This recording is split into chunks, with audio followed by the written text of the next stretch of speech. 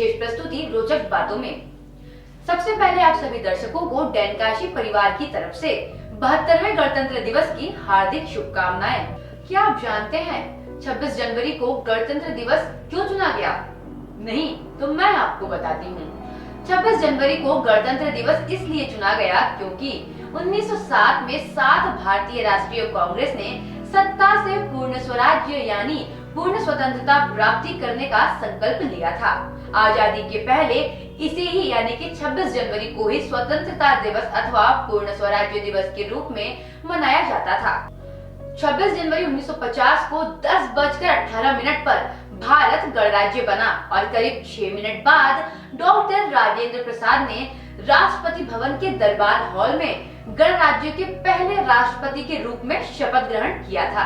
हमारा संविधान 2 वर्ष 11 माह और 18 दिन में लिख करके 26 नवंबर 1949 को तैयार हो गया था और 26 जनवरी 1950 को हमारा संविधान लागू किया गया था।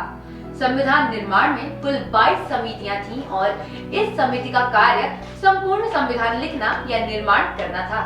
डॉक्टर भीमराव अंबेडकर ने 26 नवंबर 1949 को भारत का संविधान बना करके डॉक्टर राजेंद्र प्रसाद को सुपुर्द कर दिया था, जिसके बाद अनेक सुधारों और बदलावों के बाद सभा के 308 सदस्यों ने 24 जनवरी 1950 को संविधान की 2 हस्तलिखित कॉपियों पर हस्ताक्षर किया। क्या आपको पता है हमारा भारतीय संविधान हस्तलिखित था? जी हाँ, इसमें टाइपिंग का कोई भी इस्तेमाल नहीं किया गया था। हिंदी और अंग्रेजी दोनों ही भाषाओं में संविधान की मूल प्रतियों को प्रेम बिहारी नारायण रायजादा ने लिखा था। उन्होंने नंबर 303 के 254 पेन होल्डर का इस्तेमाल कर संविधान के हर पेज को बेहद खूबसूरत इलास्टिक लिखावट में लिखा था। हमारा संविधान 6 महीने में लिखा गया है। वहीं प्रत्येक पेज को चित्रों से आचार्य नंदलाल बोस ने अत्यंत खूबसूरती से सजाया है। इसके अलावा प्रस्तावना पेज को सजाने का काम राम मनोहर सेन ने किया था। संविधान की मूल प्रति भारतीय संसद की लाइब्रेरी में हीलियम से भरे केस में सुरक्षित रखी गई है। दुनिया का सबसे बड़ा संविधान भारत का संविधान है। जब संविधान लिखा जा रहा था तब ऐसे में संविधान निर्माताओं ने भारत के संविधान को लिखने में कई दूसरे देशों के संविधान की भी सहायता ली थी, जैसे अमेरिका से मौलिक अधिकार, संविधान की सर्वोच्चता आदि को तो ब्रिटेन से एक नागरिकता एवं प्रकृति या विधि प्रक्रिया ली गई है। संविधान की चर्चा हो और नेताजी सुभाष चंद्र बोस के आजाद हिंद फौज की चर्चा ना हो, ऐसा कैसे हो सकता है? तो आइए अब हम जानते हैं आजाद हिंद फौज से जुड़ी हुई कुछ रोचक बातें। क्या आप जानते हैं 70वें गणतंत्र दिवस के मौके पर आजाद हिंद फौज के 4 सैनिकों ने परेड में हिस्सा लिया था।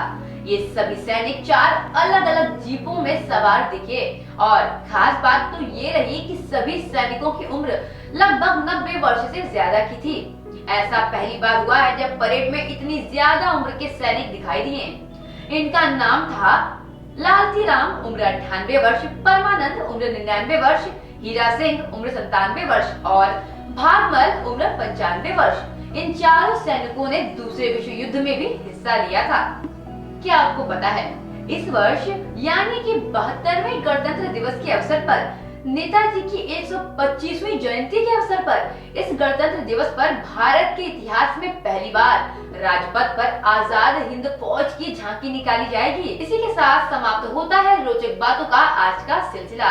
अब मिलते हैं रोचक बातों के अगले एपिसोड में। तब तक के लिए नमस्कार। आप बने रहिए डैनकाशी के साथ। जय हिंद।